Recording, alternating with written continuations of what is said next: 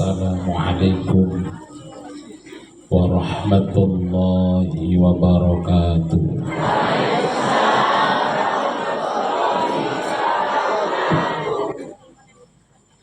Bismillahirrahmanirrahim.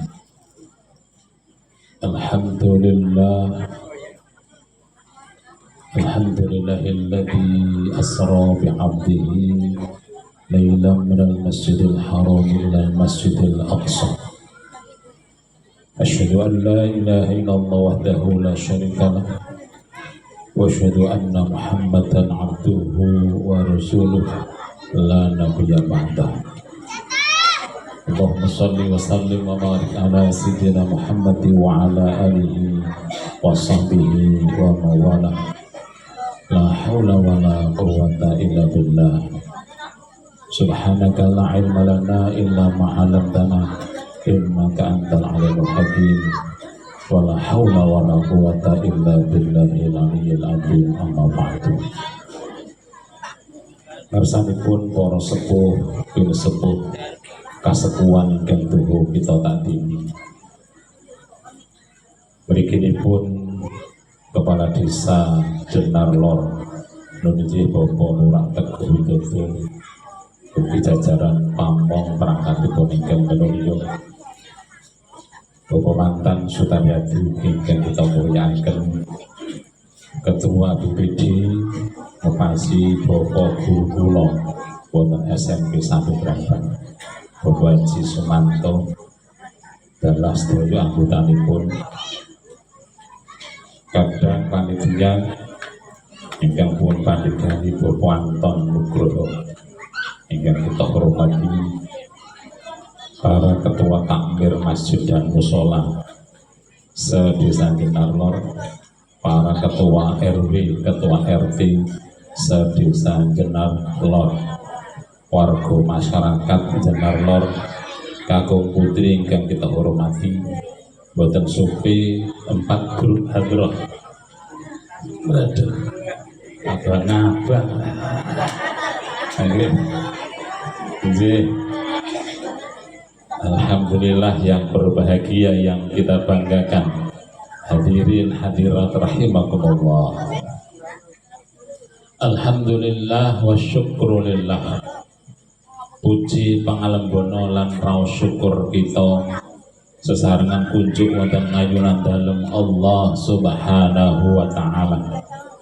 Awis sakata ingkang nikmat ingkang kita tampi wekdal dalu menika waget pepanggihan hadir wonten majelis ilmu pengaosan Rojabiyah nulinjih mengeti peristiwa ageng Isra wal Mi'raj Nabi Agung Muhammad sallallahu alaihi wasallam mapan wonten ing komplek pendopo Desa Jenar Lor, Kecamatan Purwodadi, Kabupaten Purworejo. Mugi-mugi niat kita ngaos pikantuk ilmu ingkang manfaat kangge gayuh panggesangan ingkang sae pinanggih bejo mulya slamet donya akhirat. Allahumma amin. Salatullah wa salamuhu mugi tansah katetepaken panutan kita mustikaning jagat sekaring bawono Kanjeng Nabi Agung Muhammad sallallahu alaihi wasallam wa alihi washabihi ajmain. Mugi-mugi kita sedaya dados umatipun ingkang waget pikantuk syafaatipun biyaumi hadza ila yaumil qiyamah. Amin Allahumma amin ya rabbal alamin. Barokahipun pengaosan, barokahipun Rojabiyah, barokahipun silaturahim, barokahipun sedekawan ing dalu menika muga-muga kanugrahan tumurun dumateng kita sami pinaringan sehat waras panjang yuswanipun, pinaringan ayem tentrem rumah tangganipun, pinaringan soleh solehah putra duriyahipun, pinaringan kathah jembar jekinipun, pinaringan kacekapan cepet lunas utangipun. Seru tenan dan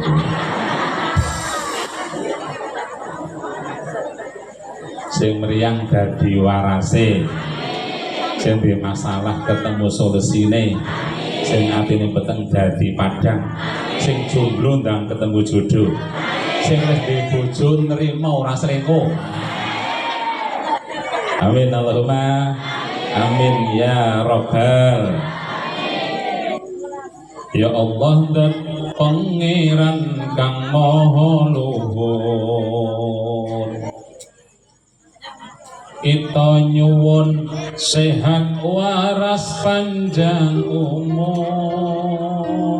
Allahumma amin. Sugih kanca, sugih tangga, sugih sedulur,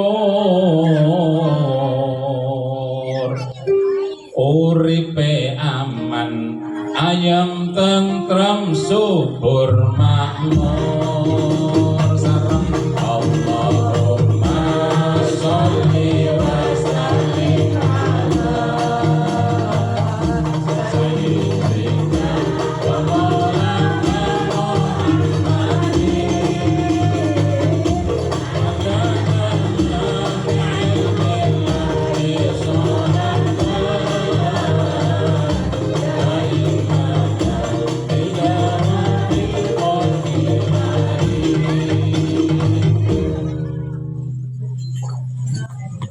sedaya saged nggih tak dumake sing ikhlas niku wau utange cepet lunas.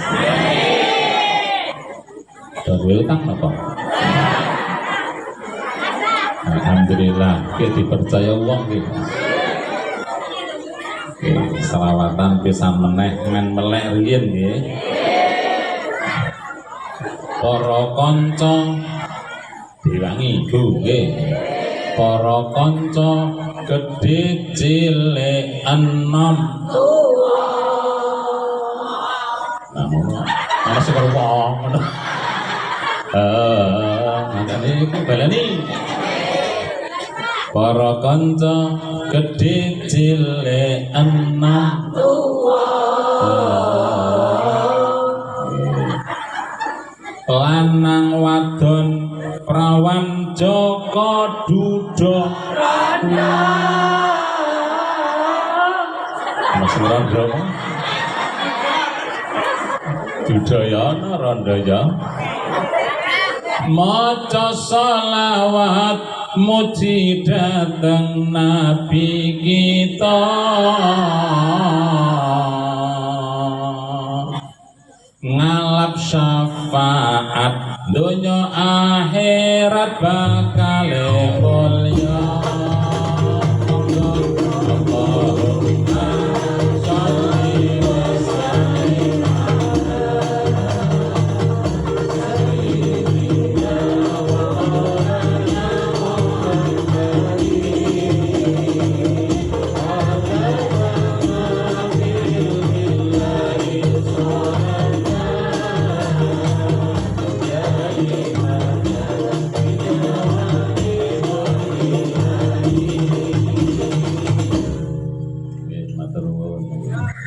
Tapi itu Pak Bin. Oh lah seragamnya mangli ini. Itu biasa kalau jak ngaos, sesuatu lalu seminggu Pak Bin tangkap diri. Sallallahu ala Nabi Muhammad. Pun melek nggih. Alhamdulillah. Nderek bingah dumateng Pak Lurah, kanca panitia, Bapak BPD lan sedaya warga masyarakat Jenar Lor ingkang ngawontenaken rangkaian merti desa kanthi pengaosan Rojabiah dalu menika. Gina mboten? Alhamdulillah. Nek biasane ming wayangan tok dalu niki ngawiti ana pengajian. Muga-muga menika permulaan yang baik, awal ingkang sae saged pun terasaken teng taun-taun sak ngajengipun. Allahumma lan mugi beto kaberkahan dumateng masyarakat Desa Jenar Lor khususipun lan Purworejo umumipun. Allahumma amin ya Rabbal alamin. Wontenipun wayang kalih pengajian menika memang penting untuk disandingkan. antarane dakwah Islam karo wayang niku memang tidak bisa terpisahkan. Bahkan wontenipun agami Islam saged pun tampi masyarakat Nuswantara linangkung tanah Jawa tekan Purworejo tekan Denar daerah kita menika mboten uwal saking peran budaya dan seni termasuk wayang kulit ing dalem sarana saking para wali ngenipun nyebaraken agami Islam. Islam ingkang kantun piyambak dumuginipun saged pun tampi warga masyarakat Nuswantara tanah Jawa lan Purworejo kanthi ridho lila legawa ora dipeksa ora nganggo uncating nyawa ora ngantek ana tetesing ludira. Napa mboten? Alhamdulillah niku pinteripun para wali ngganipun nyebarke agama Islam ngangge budaya seni ingkang wonten kalebet wayang kulit. Tahun 1466 zaman Raden Patah Raja Demak Bintoro bangun Masjid Agung Demak. Saksampunipun masjid sampun dados dipun resmikan mawi salat Jumat. Bar salat Jumat wayangan teng alun-alun sing dalang Kanjeng Sunan Kalijaga. Pintu masuknya mboten bayar, kartise cukup maos syahadat. Warga masyarakat sampun ngempal Kanjeng Sunan Kalijaga lajeng dalang sritenon ning pasewakan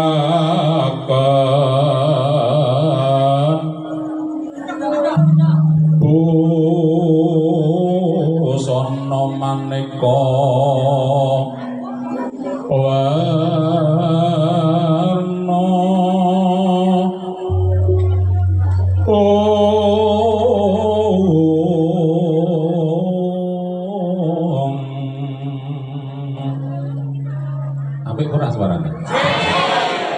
ya lumayan, lo HP nek diopeni, tapi nggo keri-keri. Sepak pus pito ing utyono, miyang panjra sarwa rokma.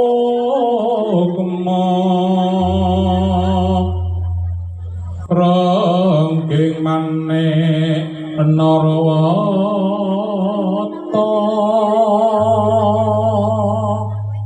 kono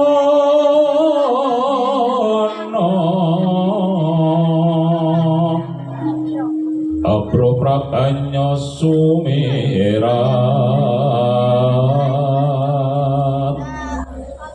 kenyaring tejo liwat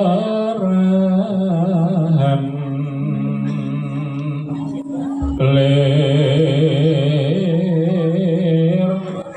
kilat sisiring dadi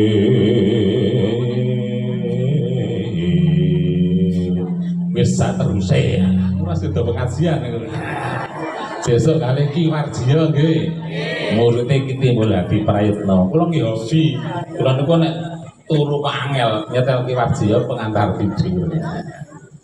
Sallu ala Nabi Muhammad. Dados memang peran budaya, peran seni termasuk ringgit menika sangat-sangat besar ing dalam penyebaran dakwah Islamiyah teng Nuswantara, teng tanah Jawa, tekan Purworejo. Alhamdulillah. Wayangan rumiyin ora mung sekedar tontonan ning ugi minangka tuntunan. Kula yang beto wayang ning rapate akeh, yang kutoke nggih keri-keri nggih. Sing penting ngaji riyen nggih. Bapak Ibu ingkang kita hormati, peristiwa Isra wal Mi'raj Kanjeng Nabi Agung Muhammad sallallahu alaihi wasallam ngemu pinten-pinten pelajaran kehidupan ingkang saged kita pendhet minangka paugraning gesang kita amalaken ing dalem panggesangan sedinten-sedintenipun.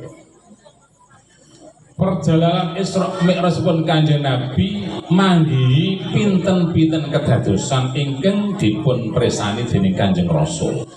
Setengah ingkang kita aturaken, Kanjeng Nabi nyumerpi wonten tiyang ingkang tesih manen.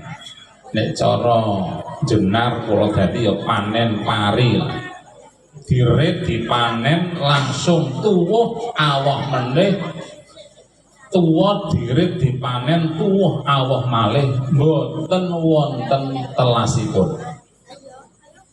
Kanjeng Rasul ingkang pun dherekaken malaikat Jibril lajeng nyuwun pirsa, malaikat Jibril kados pundi Kanjeng menika wonten tiyang ingkang nembe panen ananging boten wonten telas dipun petik awah malih dipun petik awah malih. Niku Kanjeng nggih niku perlambang menungso. Menungso kados pundi? Menungso ingkang remen infak sedekah, berbagi rezeki, berbagi kenikmatan. Re seneng didhungke karo kancane, ora re seneng dipek dhewe. Umat kula enten nggih kathah tiyang pundi nggih ning klebu insyaallah tiyang jenar lor. Alhamdulillah nyatane iso nganake merti desa, kegiatane werni yo resik-resik desa, resik-resik makam, kirim donga gitu mboten? Kirim donga ahli kubur kita teng mriku niku pancen ngarep-arep dongane saking anak putu. Nah niki penting. Lajeng dalu niki wonten pengajian. Alhamdulillah. Dorunan kabeh to nggih? Niki luar biasa. Hikmah fadilahipun sedekah luar biasa. Insyaallah ora bakal nyuda bondo ning kepara nambahi bondo lan nambahi berkahipun. Allahumma amin. Aja kuwatir kanthi infak sedekah menika bondone boten suda, nek cara sumur ditimba ngetuk malih. Niki aja kuwatir ora bakal suda, bahkan tambah tur berkah. Amin Allahumma amin. Ping kalih fadilahipun sedekah minangka benteng tameng saking panase geni neraka. Kanjeng Nabi dawuh ittaqun nar walau bisik kitamrah. Ngreksa sira kabeh saking panase geni neraka senajan to bebasan mawi sedekah sebutir kurma. Awak dhewe ken sedekah sak mampune kinarya ngreksa saking geni neraka. Ngibarat sak butir kurma cara mrika. Mriki ngibarat sak ler pisang. Napa utawa ibarat sak butir jeruk utawa pelem. Artinya sedekah semampunya. Nek ngoten mboten saged sedekah pun pripun? Babi kalimatin thayyibah. Sedekah mawi kalimat thayyibah. Pangandikan ingkang sae ingkang damel legone kanca gawe penake rasa niku nggih sedekah. Mila Bapak Ibu niki sedekah ora mung sebutir kurma, ora mung sak kilo beras, kathah werni-werni ngene mboten. Muga-muga nggih kejawi nambah berkah minangka benteng tameng saking panase geni neraka. Allahumma amin ya rabbal alamin. Fadilahipun sedekah ingkang angka 3, sedekah niku bisa menghapuskan dosa. Iso nglebur dosa kita. Sing rawuh gadah dosa mboten? Kula yakin ngajeng wingking tengah pinggir kono-kono tekan dhuwur panggung tekan sing ngomong. Terus mesti duwe dosa gadah kalepatan. Lah niki Bahkan kadang kala awak dhewek gawe dosa ning ora krasa ora rumangsa. Berkahipun sedekawan dosa sing ra krasa ring lakoni niku insyaallah bisa kalebur kahapus dening Allah taala. Amin Allahumma. Muga-muga dadi luman diteruske, dermawan paweyan diteruske. Amin amin ya rabbal. Shallu ala Nabi Muhammad. Tak ngatakan. Bapak Ibu yang terhormat, Kanjeng Rasul ugi mresani wonten tiyang ingkang nyakar-nyakar pasuryanipun mawi kuku ingkang lancip ingkang pun damel saking tembaga ngantos napa nggih rojah rajih pasuryanipun. Kanjeng Nabi dawuh malaikat Jibril, "Dos pundi menika wonten tiyang kok ing ngatasipun pasuryanipun piyambak dipun cakar-cangkar ngantos rojah rajih mawi kuku tembaga." Niku Kanjeng Nabi enggih niku umat menungso. Menungso sing kados pundi? Menungso sing seneng gibah, seneng mitnah, ngomongke eleke liyan. Umat kula nggih wonten tiyang pundi? Purworejo. Purworejone pundi? Ngulon. Kutarjo ngidul. Sangu banyu ngetan. Wingko bablas ngetan. Maksudipun kono ya ana. Leres wong sing tok seneng napa ghibah mitnah ngomongke eleke wong liya, eleke dulur, eleke kanca, eleke tangga, eleke mantu, eleke bisan, eleke mertua. Wong e teko nungguin nanti. Ya Allah, nuwun sewu. Salamatul insan fi hifdzil lisan, selamate manungsa kula biyan sameniku nek bisa njaga lisan. Nek ora iso njaga lisan bisa cilaka. Zaman Kanjeng Nabi wonten tiyang ingkang ahli ibadah, tukang salat tahajud. Tukang niku berarti ya saking seringe salat tahajud meh ra tau prei. Ora tau lap. Tukang salat tahajud karo tukang poso sunat. Ning tiyang menika ora disenengi kanca-kanca, ora patek duwe dulur do ngedoh mergone nek ngendika asal apa gitu. Sanjep lah. Asal mengo. Nek ngendika asal mengo ora peduli nyocok rasa, nggih, ora peduli nglarake atine kanca. Kanjeng Nabi mireng ngoten niku dawuh, la khaira fiha wa hiya min ahli nar. Ora ana wong kae apike babar blas calon ahli neraka. Naudzubillahi min. Oh, sareng. Oh nang apa? Nek ngono sareng, nek ngono ora mung cukup salat tok, poso tok, ning ya kudu bisa jaga lisan. Insya Allah. Nuwun sewu. Sifate menungsa awake dhewek niki nek muni ora cocok karo sapa wae biasane njuk golek kanca. Leres golek bola.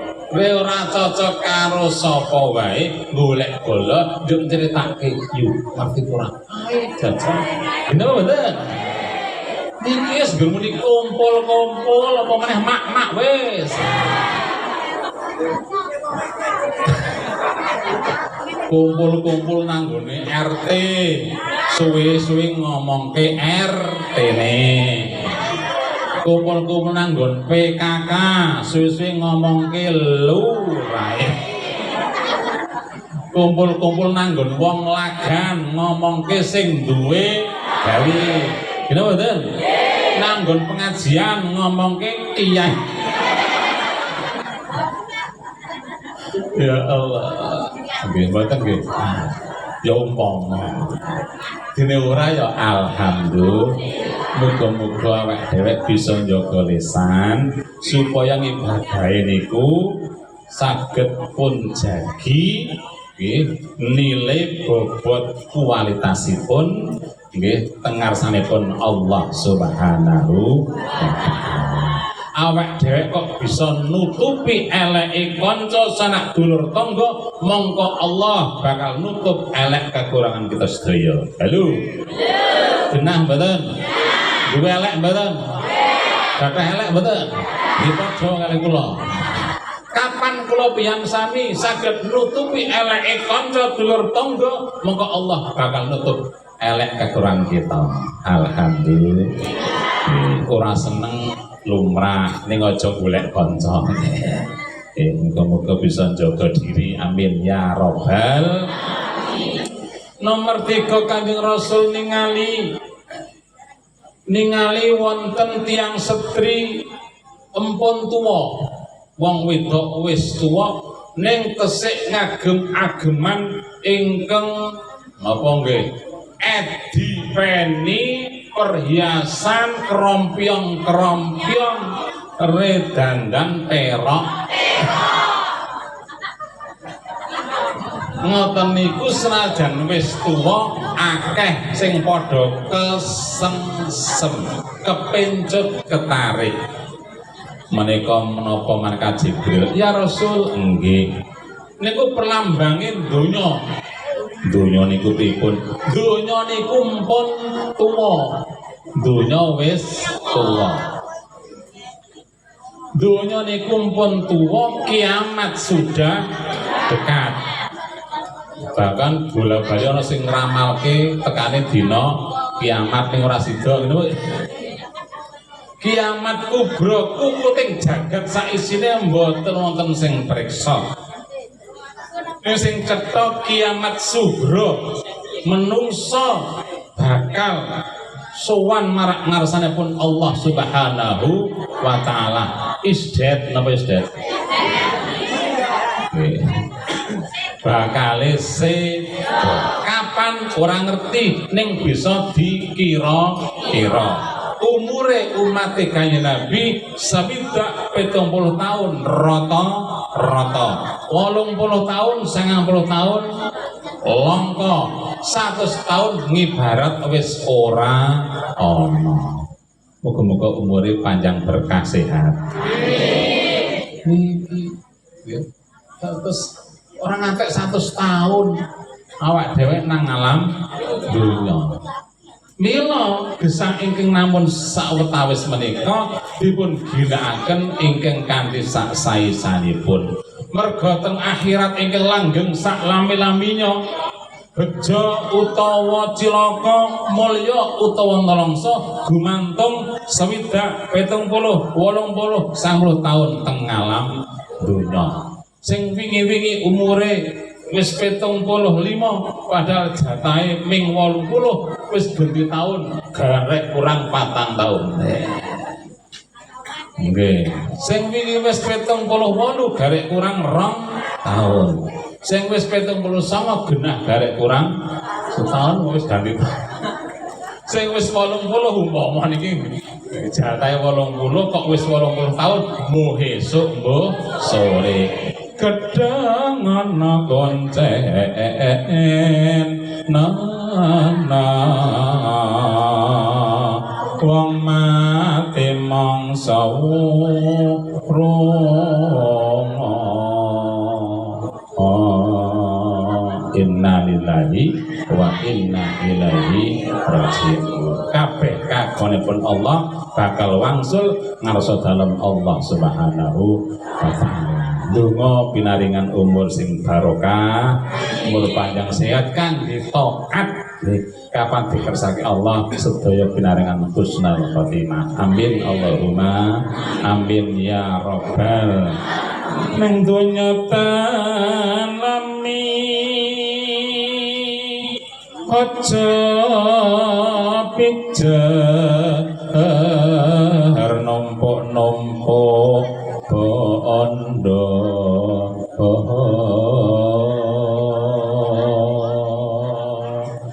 eling tembe murine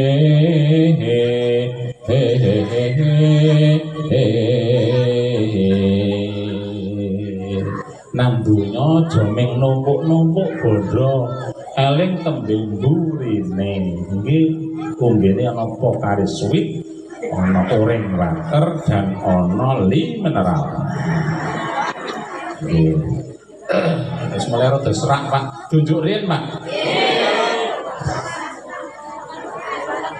bentar mas-masnya pun lamun mati tanki nawa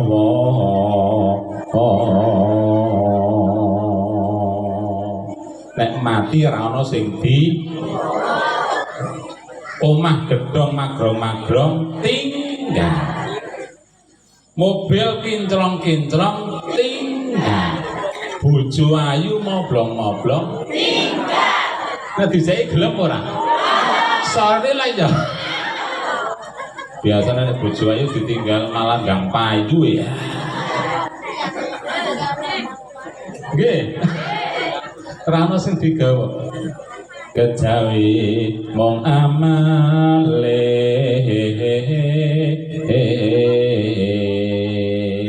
sing ngancane amal mula nyembah mring juang aku ayo padha manembah ngibadah dateng Allah Subhanahu Allah datang paring kesang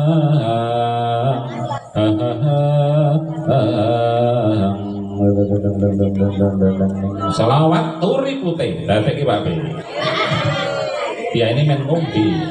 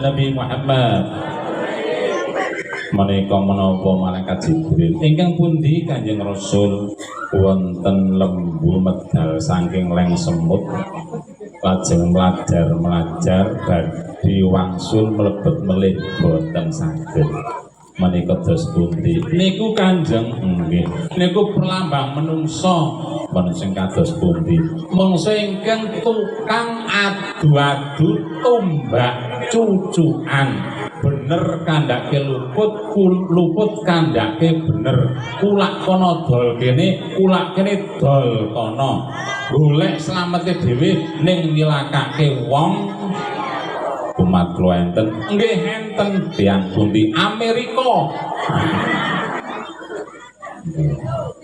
Ya Allah niki menungso sing senenge tukang gawe gegeran sang provo.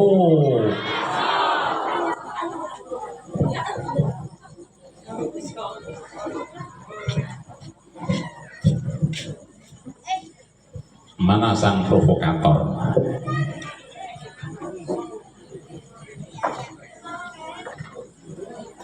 Anak-anakku nggih para Kurawa. Niki sang provokator adalah Sengkuni Patih Ngastina Plasa Jenar.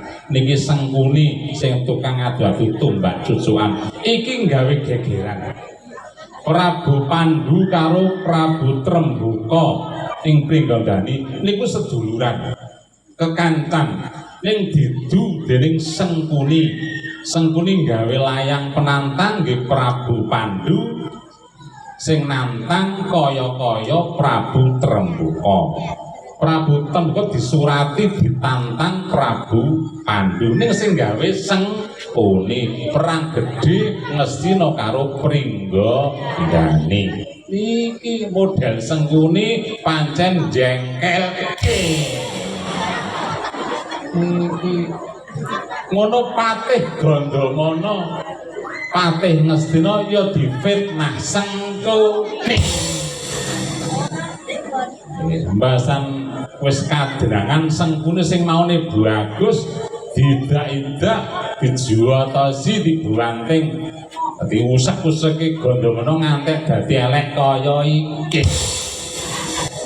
Ngono ki nggih mitnah karo Gandamana matur alus karo Prabu Pandhu nek iki pokale Gandamana balela melu Pringgandani. Akhire Gandamana dipecat ditundung saka Ngastina merga pokale Sengkuni. Tekane Pandhawa karo Kurawa kaya sedulur iso perang gedhe jeneng perang Bratayuda ya merga didu Sengkuni. Niku mula ndi kok ana Sengkuni niku mesti geger. Nggih. Iki rombongan apa wae ana Sengkuni ya geger.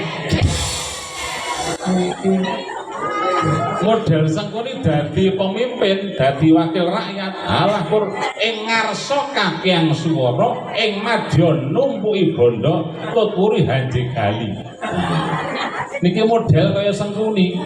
Nek dadake pengarep pur kakyang ngomong, kakyang perintah. Nek gelem nyambut gawe mesti karo ngunteti golek badi kanggo pribadi. Modele iki. Nek dadake wong buri tukang ngrimpungi, tukang jegal, tukang ngomong, iya cia.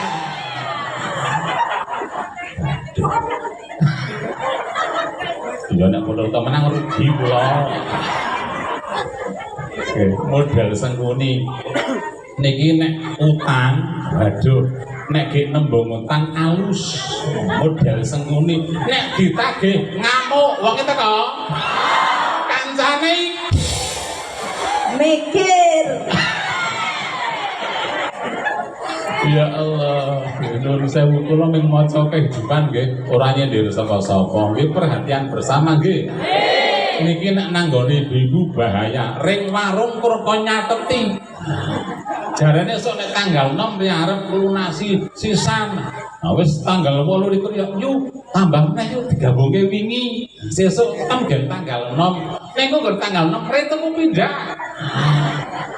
Golek warung liya ndak ditake ya model iki. Waduh, niki sengkuni.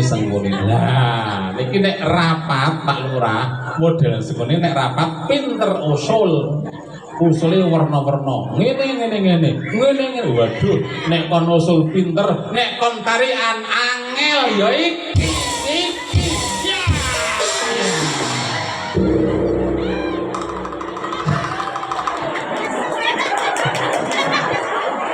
Allahumma barik lana fi Rajab wa Sya'ban wa balighna Ramadan wa hasil maqasidana wa balighna Ramadan wa hasil maqasidana. Gusti Allah kita nyuwun berkah wonten bulan Rajab, nyuwun berkah bulan Sya'ban, dumugi bulan Ramadan. Nyuwun berkah bulan Sya'ban, dumugi bulan Ramadan. Monggo sareng Allahumma barik lana wa Sya'ban wa balighna Ramadan wa hasil maqasidana wa balighna Ramadan. Gusti Allah kita nyuwun ngilmu ingkang bermanfaat, dipun reksa saking maksiat, bejo mulya donya akhirat. Dipun reksa saking maksiat, bejo donya tekan akhirat. Monggo sareng Allahumma barik lana fi Rajab wa Sya'ban wa balighna Ramadan wa hasil maqasidana wa balighna Ramadan wa hasil maqasidana. Konjo sepi. Anakku wadon sing ayu dhewek, genduk leginem. Apa yo? Sajake ana sing jenenge padha ora apa-apa. Karo wong biyen ki ngger lairi legi yo, wedok leginem, legiem, legirah. Nek lanang ya legino, legiman. Ngene apa nggih? Oh, ngono iya. Lah nek laire wage genah wagiem, waginem, wagirah. Lanang wagiso. Wagiman, wagimun, wagino. Sing penting jeneng minangka tenger. Sing penting akhlake, bebudene, kelakuane, temindake. Kenapa nggih? Jenenge Muhammad Ahmad Syafi'i. Wah, Rafiuddin jebulane korupsi ora dadi. Ya Allah, oknum sing viral wingi jenenge MS ta, singkatan MS. Nah, wis arek nikah tanggal 26. Lah kok selingkuh karo koncone calone. Ya Allah, mbasan gegeran diancam arek di ngomongke arek dibuka wadine, lah kok ditekek. Selingkuhane ngantek isdet, naudzubillahi min. Ya Allah, muga-muga awak dhewe direksa dening Allah Taala. Amin Allahumma amin. Iki ana Ditoyo, iki ana komplek Balai Desa Jenar Lor, Kecamatan Purwodadi, Kabupaten Purworejo. Kok dulur-dulur do kumpul. Iki pengajian perdana Rojabiyah rangkaian Merti Desa. Wayangane sesuk bengi Ki Warjiyo saka Gunung Kidul. Lah saiki pengajian ning ya karo kon nggawa wayang. Oh ngono. Kok ora komplit wis ora apa-apa wong komplitane sesuk ana wayangan dhewek. Ya sok muga-muga nek nimbali meneh komplit sak sindene. Oh, sak penyayine sak kendangane. Ya, biasane gamelane cukup pagi. Kok ming orjen ya karang sing ringkes tur irit. Oh, ndongake yo ndongake dhateng sedulur Jenar Lor, muga-muga Gusti Allah tansah paring barokah, paring pengayoman angreksa kita sedaya. Jenar Lor tansah adem ayem tentrem kalih saking rubida lebih saking sambikala. Masyarakat wargane padha sehat waras slamet, gampang rezekine, gampang urusane, padhang ati lan pikire. Muga-muga pinaringan gesang donya akhirat selamat saka pitedahipun Allah Ta'ala. Amin ya robbal alamin. Iki kok grup Andro akeh ana 4 grupe. Mumpung ana gawe desa ya kabeh ditampilke men semarak, men do semangat nyengkuyung bareng-bareng. Nggih, saiki nyuwun diparingi lagu. Lagu apa? Lagu njaluk keselamatan Robbi Salimna. Monggo hadroe disiapke. Ya Robbi Salimna, muga-muga awake dhewe diparingi keselamatan kabeh. Amin Allahumma. Oke, dados kiyaine men ngombe. Monggo Pak Bu kersake.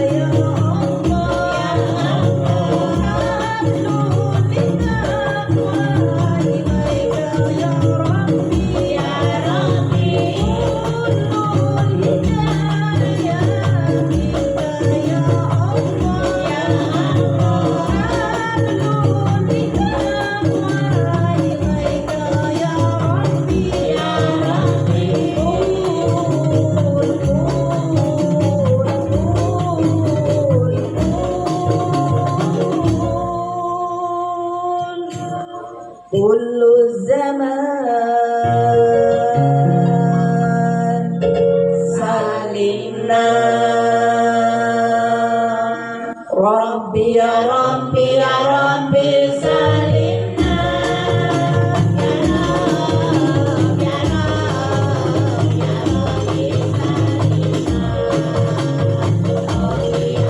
ya Rabbi salimna ya Rab ya Rabbi salimna. Sallallahu ala Nabi Muhammad. Allahumma sholli alaihi.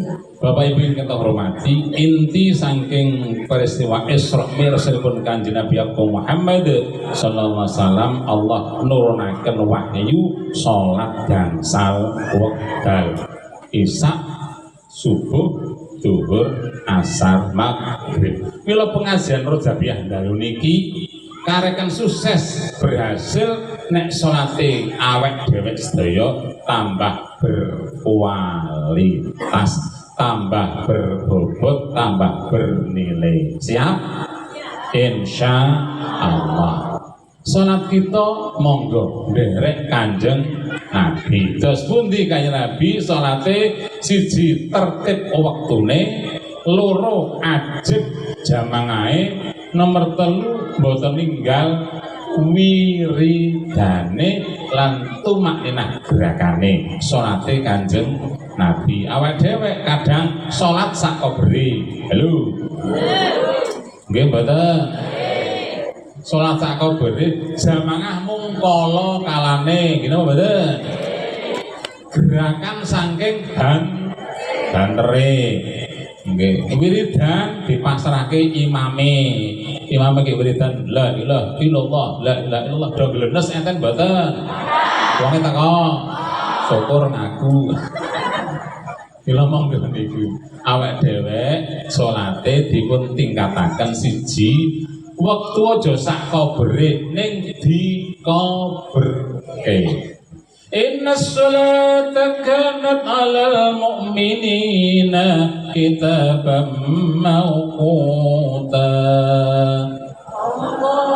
Taman salat iku den wajibake ing atase wong-wong kang padha iman kang wis tertentu ing dalem wektu-wektune. Aja sak kobere, aja sak karepe dhewe. Oke. Nomor loro jamangah. Wong cerdas niku usaha salate saged berjamaah. Sebab arep mondok 10 tahun pinter Rasulul langit nek salat dhewek kon khusyuk rada angel. Leres mboten? Nggih, salat dhewek niku ngger muni Allahu Akbar karepe arak khusyuk. Ning setane teko nggodha pikirane blayang-blayang kelingan sumbang, kelingan utang gitu mboten? Bismillahirrahmanirrahim. Kita klik sumbang pirang-pirang.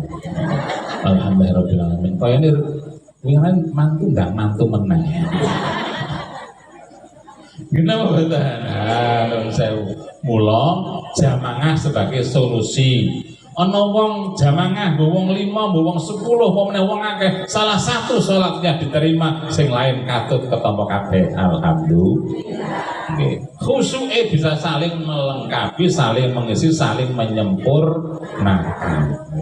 Mboten ming niku kula jenengan kok jamaah saged istiqomah entuk ganjaran kaya haji karo umroh. Alhamdulillah. Mawi haji niku mbayare daftar 20 yuta nunggune 35 tahun. Halo. Nek nglunasi ki tambah akeh meneh. Tahun ini kan 56 jutaan lah. Niki kula jenengan sing ora kuwasa duwite, ora kuwasa tenagane, rasah cilik ati iso golek ganjaran kaya haji kanthi salat berjamaah. Muga-muga ada masjid 3 di Jenar Lor dan mushola nggih 3, muga-muga makmur kabeh. Allahumma sinten tiyang salat isya berjamaah kaya dene salat setengah wengi, yen subuhan berjamaah kaya dene salat sewengi nutup. Ning akeh ora kono ora kene ora wingkau ora Jenar Lor. yen mahriban rada akeh isaan kari separo subuhan kari wong bola bali pengajian bola bali mauludan bola bali rejepan sing jamangah biyen tekan sikio ming wong kuwi wae leres sing adzan wonge wis tuwa sing pujian ya wong tuwa imame wong tuwa makmume tuwa kabeh leres ana subuhan kan sing nom-nom ora tangi ya Allah semoga semangate merti desa karejepan dadi semangat do makmurke masjid langgar musala Allahumma amin ya rabbal saya dalu waras abyur kang lintangku medhap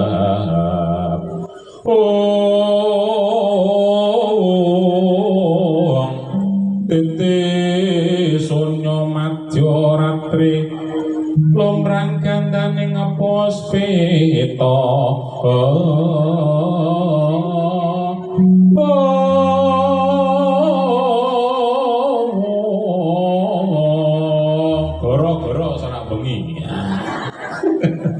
harus jam 12:04 rolikur seperapat pun sak jam ngaji tambah berapa jam kuat deh goro wis teko sawijining jaman iki disebut jaman akhir jaman pancen wis tuwa akeh manungsa sing padha murang tata ora gelem manut aturaning agama nglanggar aturaning negara senenge ngumbar laku angkara budi candala kepengin mulya ning tumindake nista jare kepengin nang swarga ning sing diambah dalan ning neraka dikon ibadah bantah kon ngaji malah nonton TV kon salat ora mangkat kon sedekah moh kon zakat kuwatir melarat kon poso alasan werna-werna ana sing alasan nek poso jare wetenge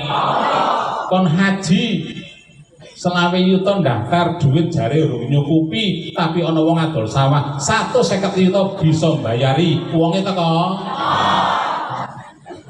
gara ana sing nyebut zaman kemajuan menungsa urip padha kadunyan awan bengi padha lurusan ndang pangan akeh sing nglirwake kewajiban ra gelem nembah ibadah maring pangeran enten apa mboten nom-noman senenge mlaku sadalan-dalan tanpa arah lan tujuan ngalor ngidul bonceng-boncengan ana cowok nggawa kendaraan cewek mak seringkrik bonceng gosyang pinggang kenceng ora karo-karuan ana dalan elek kesempatan jeglongan kebenaran digas weng dirim set teplek rada lumayan sing guyu genah pengalaman goro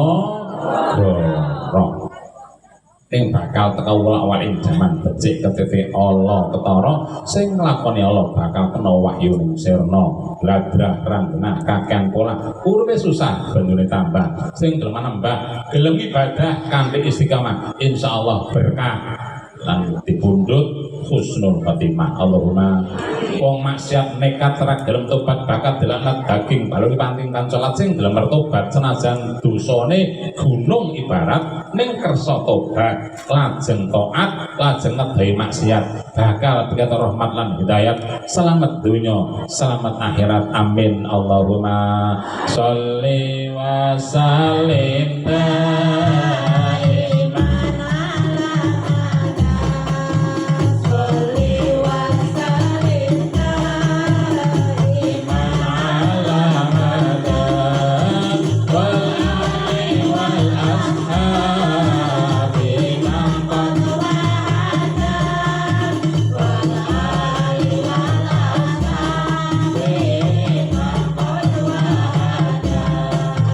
Pak Lora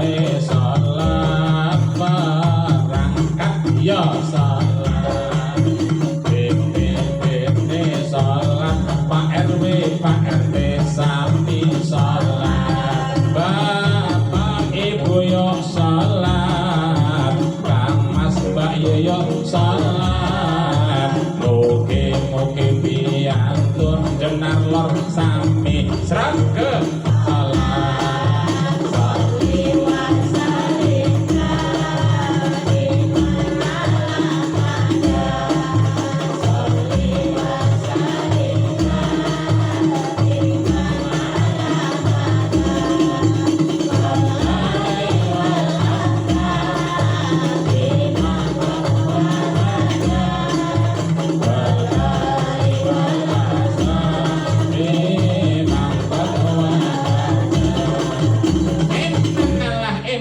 Temen ana wong bagus kok durung salat ayo eman ala eman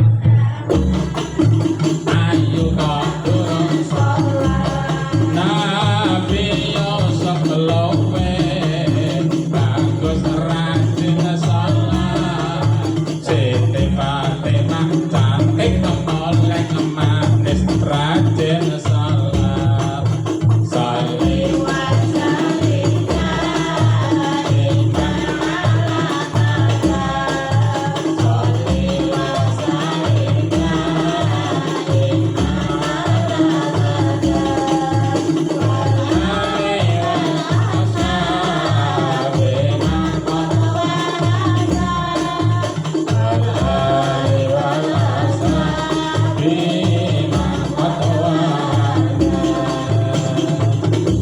Sallu ala Nabi Muhammad. Kang Gareng, apa terus? Alhamdulillah awak dhewe bisa sowan. Ana ngendi iki terus komplek Balai Desa Jinarlor, Kecamatan Purwodadi. Adicara pengetan Rojabiyah rangkaian Merti Desa. Alhamdulillah sing wingi-wingi urung ana pengajiane mulai dalu niki ana pengajian muga-muga tekan sak teruse ana pengajiane supaya tambah berkah. Amin Allahumma amin ya rabbal. Lah kok nggawa wayang barang. Ha iki pesenane Mas Karun nih. Kali Pak Guru Pak Haji Manto. Oh niku kae guru dhewe aja macam-macam. Oh iya ora. Alhamdulillah biyen teng SMP 1 Grabak diulang Pak Guru Manto. Alhamdulillah muga-muga insyaallah ngene berkah manfaat Pak Guru matur nuwun.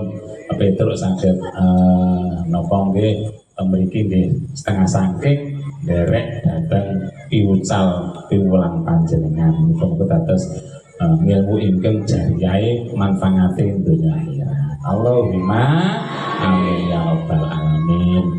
Bagong dereng kae nang mburi gong halo rene gong ya nek rono njaluk lagune apa lagune apa ya apa Mbak ngetoknya lagu apa kan sing wis latihan apa ya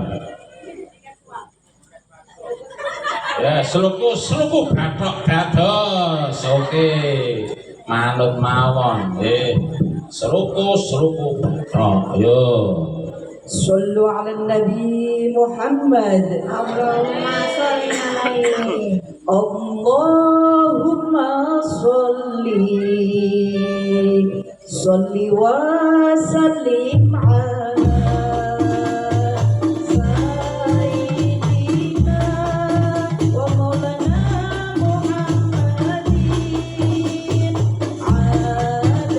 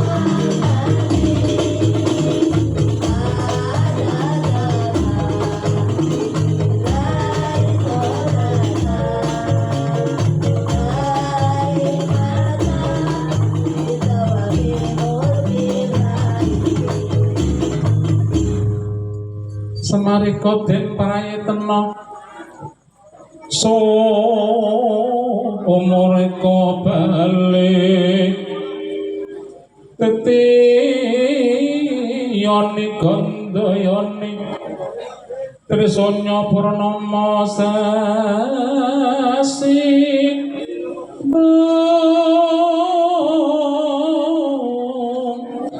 kilar-kilar semeding tengah latar milang ono lintang bima sekti milang ono lintang bima sekti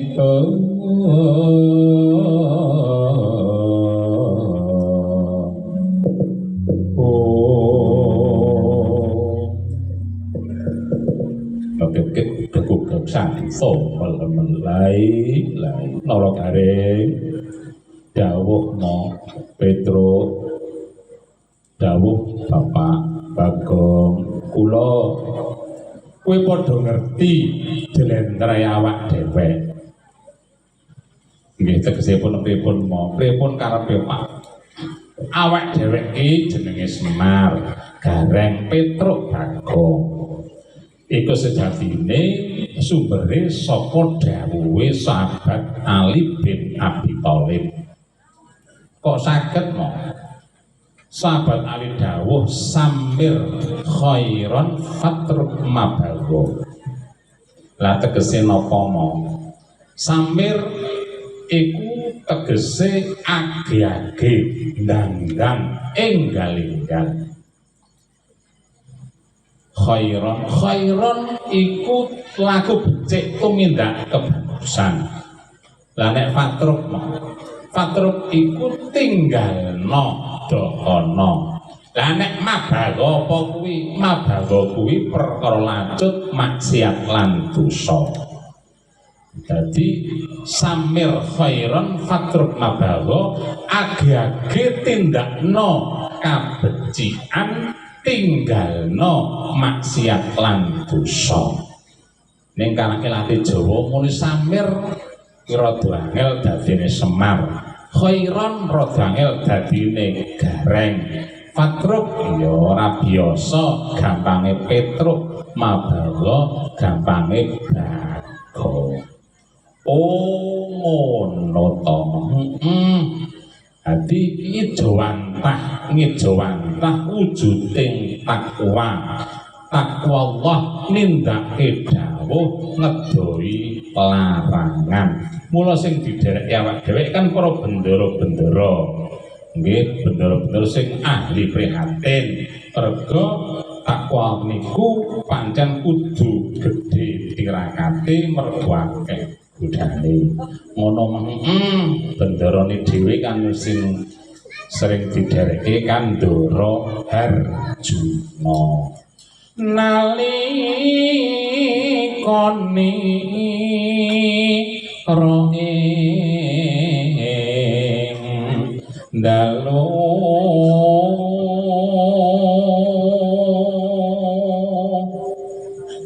wong agung mangsa mati wancine bengi wong agung mangsa semedi kepengin dadi wagung wong sing mulya kudu gelem tirakat qiyamul lail ngangkat maring Gusti niki jaganda harlan kuling kudu bisa ngeker dahar guling ngurangi sare gelem poso tansah ngudi mring prihate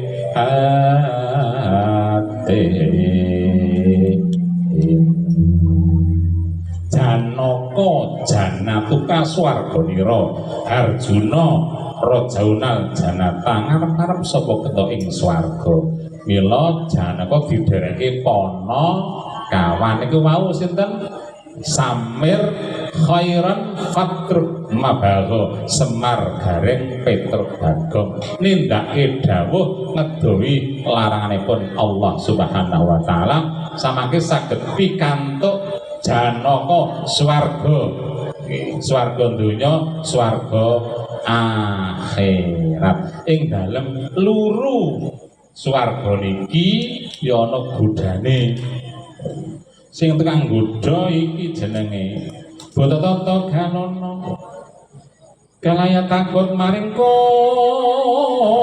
ringkot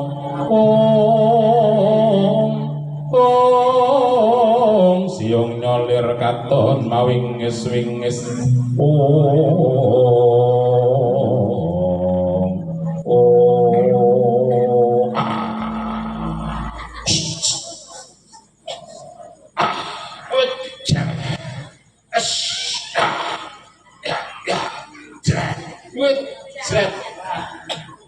ini jenenge cakil kok cakel sama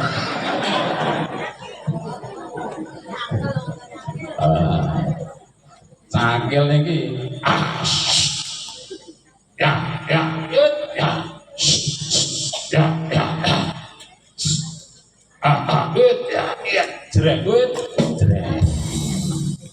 lagi perlambangnya setan Pak sing tukang godha menungsa laku apik ben ora sida ngaji men aras-arasen masa tekan nggon pengajian turu digodha setan basan melek cerita dhewek mergo digodha setan basan anteng orang gatekke dolanan kok ngerti ketok saka kene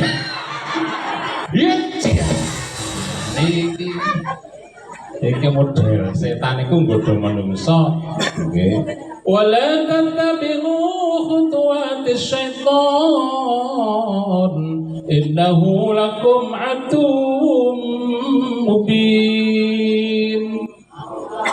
sira kabeh aja padha kepencut aja padha manut aja nganti katut panggodane setan mergo setan iku musuh sing paling nyata senajan ora kasat mata iki sing tukang godha menungsa arep jamangah ora sida urung adzan malah ngencengke kemuk kon sedekah iman-iman dadi wong sugih malah tambah medhit modele iki cakil iki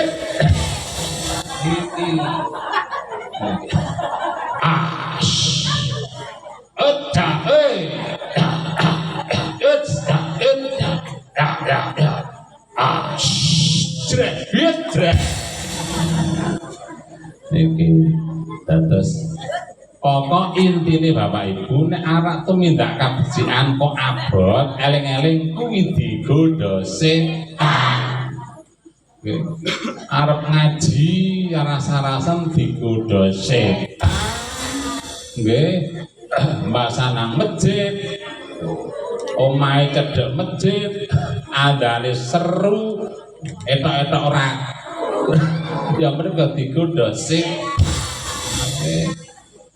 masjidnya wis apik, gedung magrong-magrong, rameke kinclong, lampune ya mencorong, dalane ya gedhik, ya padang, ning masjid iki kok niru padang. Padang lengko jamahe mergo akeh sing kegodha setan. Iya.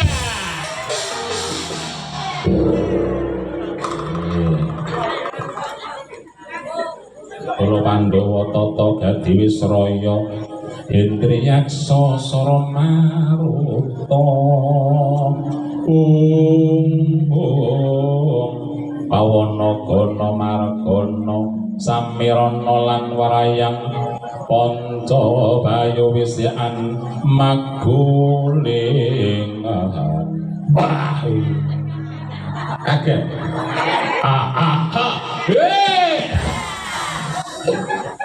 Ini buta Buta niku pelambange hawa nafsu.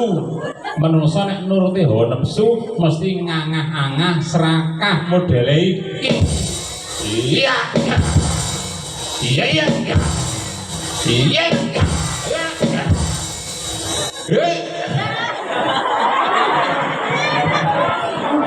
Tapi senglawan tapi niki tone iki. Niki nepsu tek napa rebutan bondo tegel karo tangga wates ora mira gegeran padu neng-nengan enten mboten digodha buta iki karo dulur warisan ya ora pira karo dulur dadi gegeran bab warisan ora akur merga buta kuat lihat lihat lihat lihat belum tahu dia iya hati-hati anak sebab godane niki pancen telu harta tahta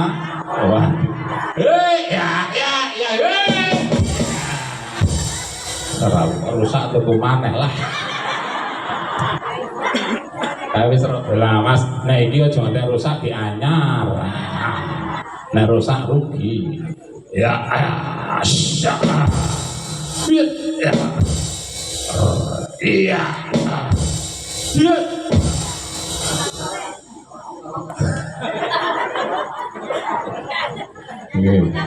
Niki rebutan pangkat jabatan kedudukan ya tegel karo kanca lunga bareng mulih bareng mam bareng ning jeroning ngincim kapan lena titenono enten mboten sebab rebutan kursi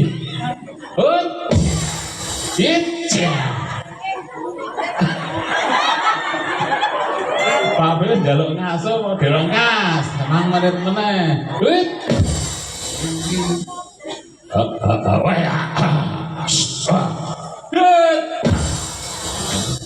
niki rebutan priya karo wanita enten mboten modele buta nggih wis duwe bojo neko-neko enten mboten ya modele bojone dhewek ra tau dialem seneng alem bojone kanca ya buta bojone dhewek nek kon bonceng aras-arasen nek kon boncenge bojone tangga semangat modele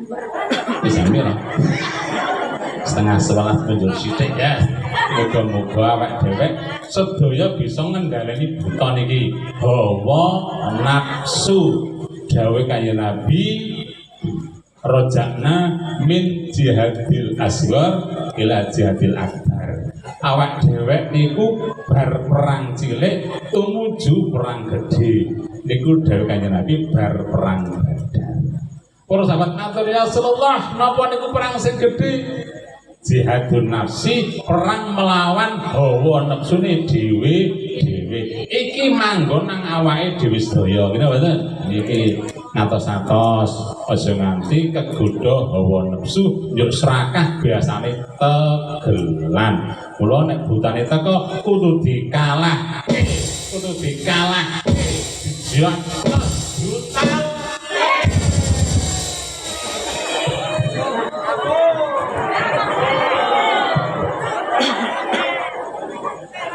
Alhamdulillahirabbil alamin. Bapak Ibu yang kita muliakan, Pak Lurah, kanca-kanca panitia, Pak Guru Haji Manto ngapunten katosipun rada sawetawis yen kula matur mugi-mugi wonten manfaatipun. Eswesu kathah kalepatan kekhilafan saking segi menapa kemawon lair batos nyuwun agung sih samudra pangaksami donga dinunga kanugrahan kaberkahan keberkahan, kesainan tansah tumanduk dumateng kita sedaya. Selamat dunya, selamat akhirat, bejo dunya, bejo akhirat, mulya dunya, mulya akhirat. Allahumma amin. Bil qabul. Al-Fatihah. Bismillahirrahmanirrahim. Alhamdulillahi rabbil alamin. Ar-Rahmanir Rahim. Maliki yaumiddin. Iyyaka na'budu wa iyyaka nasta'in. Ihdinas siratal mustaqim. Siratal ladzina an'amta 'alaihim ghairil maghdubi 'alaihim waladdallin.